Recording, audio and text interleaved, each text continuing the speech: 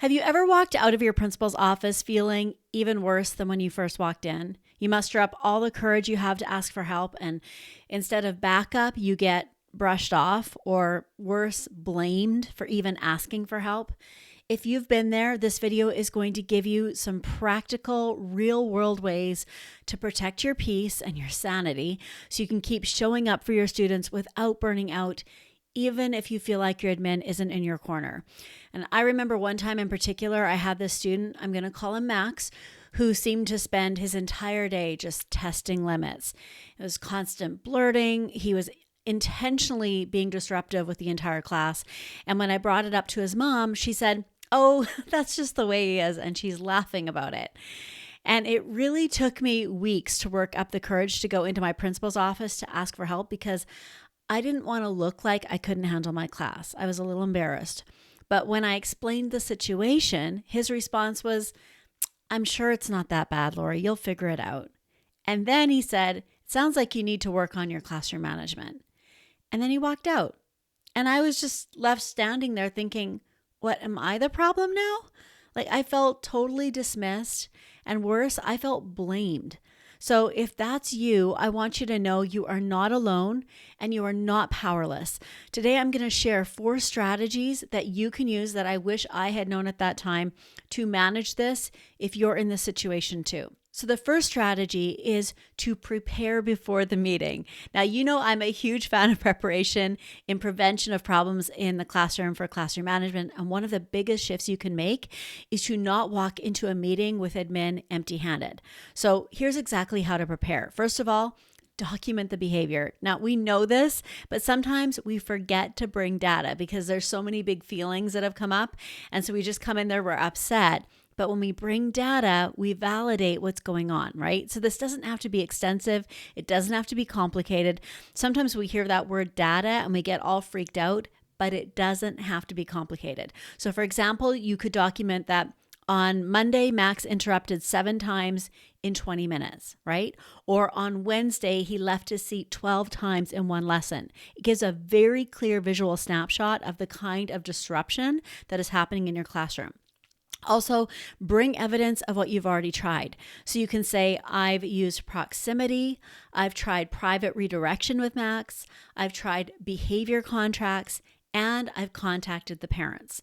So this makes it clear that you've done your part. You've already tried 3 or 4 things, and now you're looking for some support. So here's a script that you can use. You can adapt it for however you want to use it for you. But when you walk into your admin's office, I want you to consider using something like this.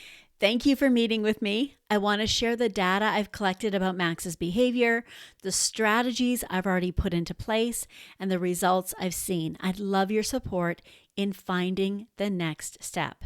So notice what that does. It shifts the conversation from you not managing your classroom to a collaborative problem that needs a solution with their support and their input. So the second thing I want you to do is to set clear intentions. Another way to protect your peace is to be very clear about what you're asking for when you get into that meeting. So before you walk into that meeting with your admin, write down one thing that you really need. So is it a formal behavior plan? Is it admin presence in your classroom for documentation purposes? Is it support in contacting outside resources? Again, I'm going to give you a script you can use during that meeting. So you could say something like this: I'd like to leave this meeting with a concrete next step for how we're addressing Max's behavior. Can we decide together what that next step is today? And that little sentence, "can we decide together what that next step is today," is powerful. It communicates that you're expecting action, not just a pat on the back. Great job, you've done some great strategies, or you've tried some great strategies in your classroom, right? And the third strategy I want you to commit to is to protect your own mindset.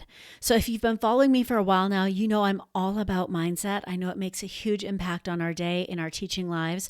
So let's talk about how we can also protect your peace emotionally, because this is tough to go through. So when you have unsupportive admin, it's easy to start internalizing the message that I must not be a very good teacher. But here's the truth. Difficult student behavior is not a reflection of your worth as a teacher or of your ability as a teacher. It's a challenge that requires collaboration and support. You don't need to do this alone. So if you've been feeling dismissed, try saying something like this to your admin.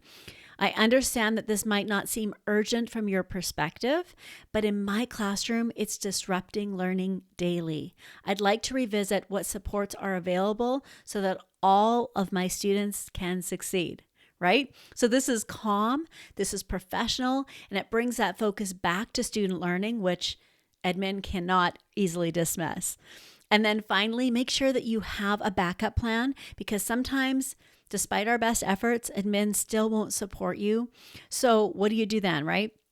That's when you protect your peace by creating your own safety net.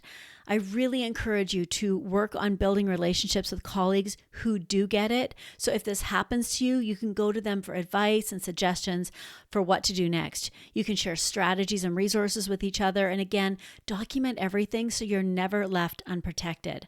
And it doesn't even have to be a grade level team. It can be a teacher at another grade level in your school. Just start finding those support networks and building them. So if you'd like to approach your colleagues for help, but you're not quite sure how to ask for help with this, you're a little embarrassed about it like I was, you can try this, okay? Hey, Sheila, I'm struggling with Max's behavior and admin hasn't been much help. Can I share what I've already tried to see if you have any other ideas or strategies, or even could you step into my classroom for a few minutes if it escalates? And you would be surprised how often your colleagues become your lifeline. They may be struggling with the same thing, and you might agree to do this for each other. They sometimes have had a very similar issue with a student in their class. They may have found something that worked well in their classroom with their students that might work beautifully for you as well. So the next time you feel dismissed or unsupported by your admin, remember to, number one, prepare with documentation. Number two, set clear intentions so you can communicate exactly what kind of support you're looking for, what you'd like to walk out of that meeting with. Protect your mindset by standing up for yourself if you feel like you're being dismissed. And don't be afraid to ask for help from your colleagues when you need it, because sometimes we struggle too much alone. You are not powerless, you are not alone, and you are stronger than you realize. Now, if this video resonated with you, hit subscribe and share it with a teacher friend who might need this encouragement today. And if you'd like more help and support with managing your classroom, especially if you don't have supportive admin or a grade level team that is really supportive of you, you might want to check out the Classroom Management Club, which I'll link to below for you. I hope this was helpful for you. And as always, remember, just because you're a beginning or experienced elementary teacher, there's no need for you to struggle like one. Bye for now.